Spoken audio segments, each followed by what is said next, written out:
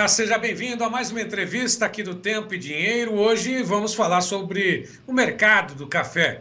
O clima continua pautando as negociações no mercado internacional. O que aconteceu com esse vai e vem das cotações altas e quedas registradas no mercado, tanto do Robusta quanto do Arábica, Nova York e também em Londres. E o produtor nessa situação, como é que fica? O clima está influenciando diretamente as negociações? Para isso, nós vamos até Santos conversar com o Eduardo Carvalhais, do escritório Carvalhais, que está conosco mais uma vez, a quem agradeço a participação. Muito obrigado por nos atender mais uma vez, Carvalhais. Boa tarde. Bom, de alguma forma, nós temos o último dia do mês de maio, com uma oscilação muito grande, aliás, uma queda para o mercado internacional depois daquelas altas recentes, né? Tudo isso faz parte do mercado, é um ajuste técnico, o que pode ter ocorrido e influenciado nessas negociações? Nós estamos insistindo diariamente naquele nosso pequeno informativo diário de que isso vai continuar, essas altas fortes, essas baixas, essas oscilações, porque nós consideramos que a base disso tudo são estoques mundiais baixos, tanto na mão dos países produtores como consumidores. E as pessoas às vezes falam de 1 milhão de sacos para cá, para lá, isso num mundo que está consumindo 180 milhões de sacas por ano, não resolve, né? E com esses problemas climáticos que devem continuar, agora está chegando Laninha, e ninguém sabe exatamente como é que ele vai influenciar para a produção do Brasil, na produção da América Central, da Colômbia, do Vietnã, e fica esse, conforme a notícia do dia, esse sobe e desce. Hoje, logo cedo, nós tivemos essa notícia do USDA falando numa safra de 29 milhões, que me parece para a Robusta no Vietnã, e foi o suficiente no último dia útil do mês, né, para que houvesse uma realização de lucros aí por parte de fundos e tudo. Nós tivemos essa baixa grande. Em compensação, nessa última terça-feira, o mercado teve uma alta maior do que a baixa de hoje em Nova York. E mesmo Londres, que caiu forte hoje também, se você pegar na semana os altos e baixas, essa semana ela fecha com uma alta em torno de $200 por tonelada. Portanto, é isso, impressiona a alta num dia, a baixa na outra, são realmente, para o costume anterior nosso, que nós estávamos acostumados, são fortes e preocupam a todos. Na nossa opinião, isso vai continuar. Não existe café sobrando no mundo. Como eu disse, os problemas climáticos devem continuar. Essa safra que nós estamos colhendo agora, estamos no começo, mas a de Conilon já está avançando bem, né?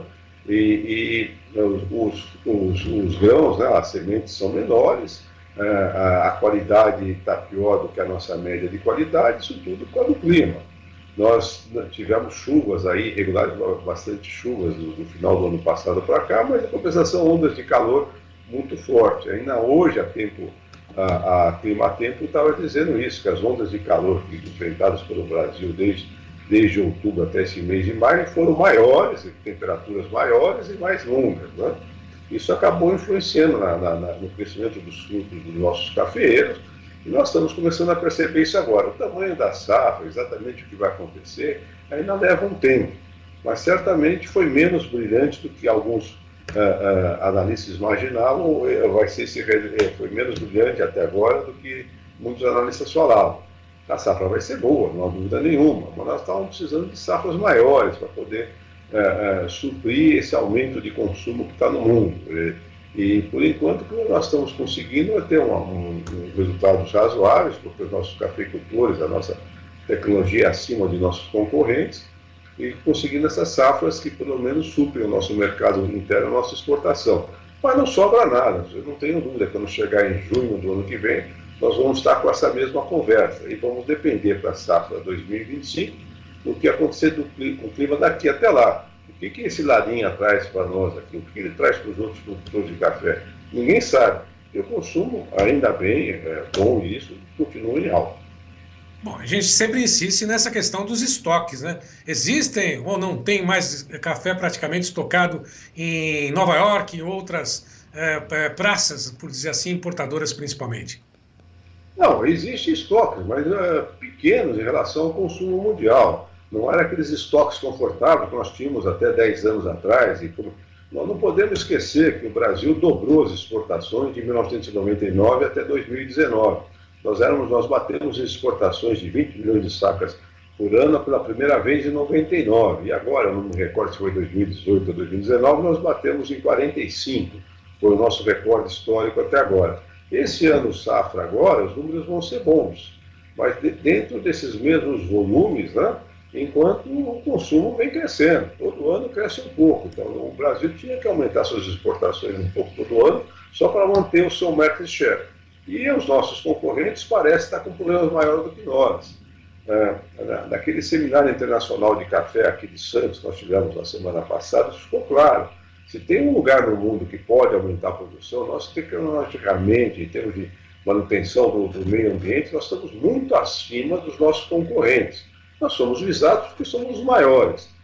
Mas se tem um lugar que o mundo pode contar para abastecer esse crescimento anual de consumo, é aqui. Isso ficou claro nas palestras todas e nas conversas de corredor que nós tivemos durante esse seminário. Eu achei bastante importante esse seminário internacional desse ano. Foi feito em Santos e não no Guarujá, e isso levou a mais conversas, mais tempo para se conversar, não só nos corredores, como à noite, nas reuniões, nos jantares que houve pela cidade toda. E ficou claro isso, não tem café sobrando em volume suficiente. E é com o Brasil que eles contam principalmente. O resto, o Vietnã está patinando em cima desses números também. Vamos ver se corresponde isso que a USDA falou, de ter uma safra de 29 milhões de sacas.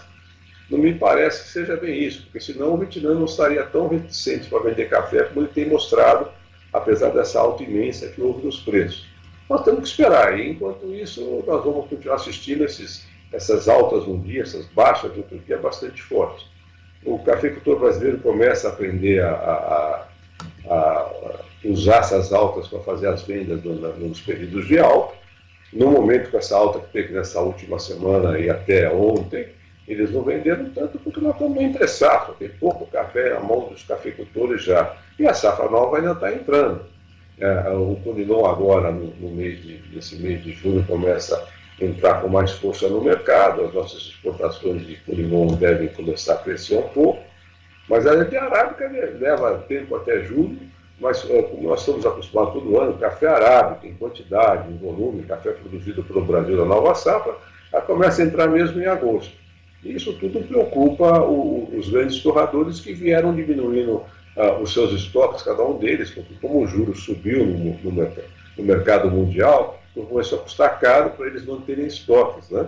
Eles ouviam falar de uma safra maior no Brasil nesse ano de 2025, começaram a usar os estoques para diminuir o custo de juros que eles tinham, imaginando que fosse comprar café mais baratos agora, e estão surpresos com o que está acontecendo, com essa demanda pelo café no mundo e pelos preços que nós estamos praticando. E daqui para frente começa também o mercado climático. Cada frente fria vai assustar todo mundo, como é todo ano. Vamos ver o que acontece. Tem muita emoção pela frente e muito sobe e desce aí nos próximos meses para nós acompanharmos.